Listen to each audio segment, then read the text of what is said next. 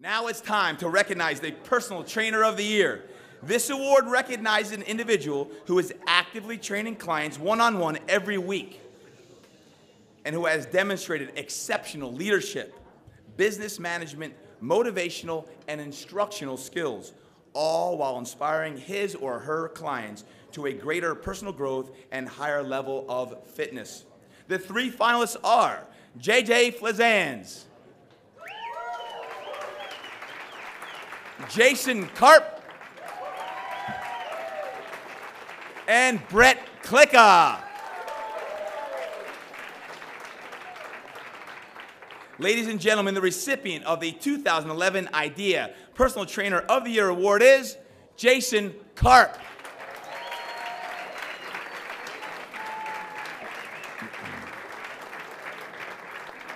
Jason spends his life helping people improve their running skills.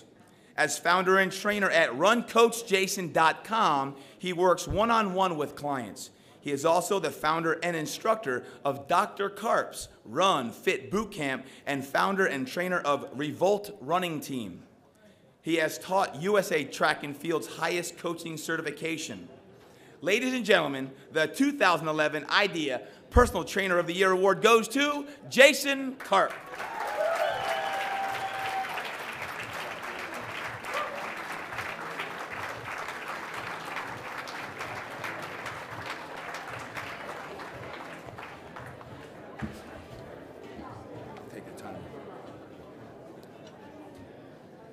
I have a friend who has a son who was born without a right arm. His name is Billy. When Billy was 7 years old, he asked his mother if he could take karate lessons. At first, his mother was very nervous because karate could be very dangerous for someone who has two arms. But she wanted Billy to have as normal of a childhood as possible, so she said, okay. So she drives Billy to the karate school for his first day, and he meets his sensei. And then the first day he meets his sensei. The sensei takes one look at him, and he shows him this move, and he hasn't practiced the move. And he sends Billy on his way. He says, come back next week, Billy. So Billy goes away. He comes back next week. When he meets the sensei again shows him this one move and has Billy practice it. Then he sends Billy on his way. He says, Billy, come back next week. This goes on for some time. After a couple of months, the sensei says to Billy, Billy, you're ready for your first karate tournament. Billy looks at the sensei, and he's like, how could I possibly be ready? I don't even have two arms, and I've only learned one move. The sensei says, you're ready. But Billy's so nervous, he doesn't want to tell his friends at school. He doesn't even want to tell his mother. So he goes alone with the sensei to the karate tournament. He gets to the karate tournament, and it's time for his first match of the day. He's standing on the mat facing his opponent, and he's so nervous. He's never been in this situation before. He doesn't know what to do. He looks over to the sensei. He says, Sensei, what do I do? The sensei says, do the move. So he does the move, and he wins his first match of the day. It's time for his second match of the day. Again, he's standing on the mat facing his opponent. He's very nervous. He doesn't know what to do. He looks over to the sensei. He says, Sensei, what do I do? Sensei says, do the move. So he does the move again, and he wins his second match of the day. This goes on round after round after round, and Billy keeps winning these matches just knowing this one move. He gets to the finals of the tournament. He can't believe it. He's never been in this situation in his entire life. At this point, he's still nervous, but he's gained a lot of confidence because he sees this one move that he has tried over and over again has worked. He looks over to the sensei. No words need to be spoken. He nods his head. The sensei nods his head back. He does the move. He wins the entire karate tournament. The crowd is going crazy. Billy is ecstatic. On the drive home with the sensei, he says to the sensei, Sensei, I don't understand. How could I possibly have won this tournament? I only know one move. And in the middle of the sentence, the sensei stops him.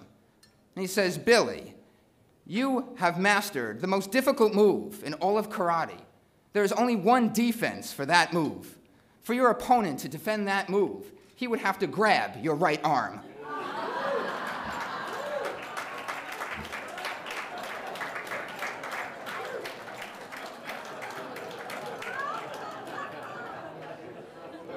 Throughout my career, there have been many people who have shown me the right moves, including the scientists who taught me how to think like a scientist, which wasn't so easy for a guy growing up his strongest subjects were liberal arts and foreign languages.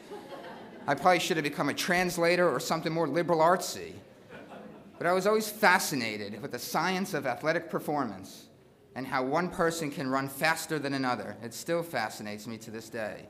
This romantic notion of how we can improve athletic performance through perfecting its physiology has led me to places I never could have dreamed of.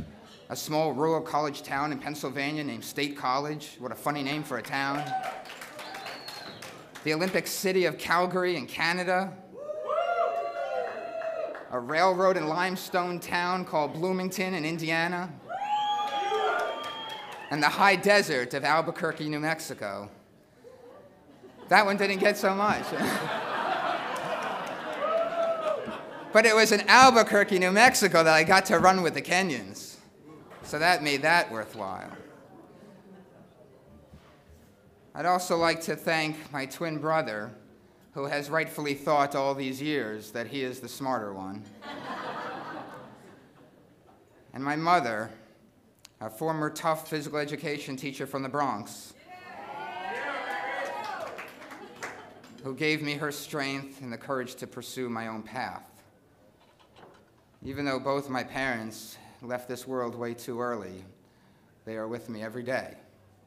I know they're with me right now, and I thank them for the many gifts they gave me. I'd also like to thank Kathy and Peter Davis, Nikki Anderson for her insight,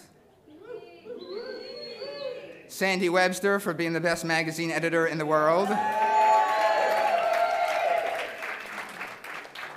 Len Kravitz for showing me it's okay to be quirky and have a lot of fun.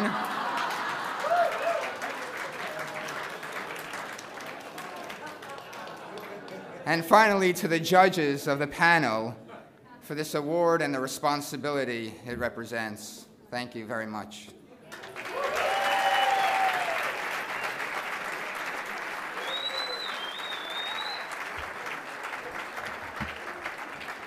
Congratulations, Jason.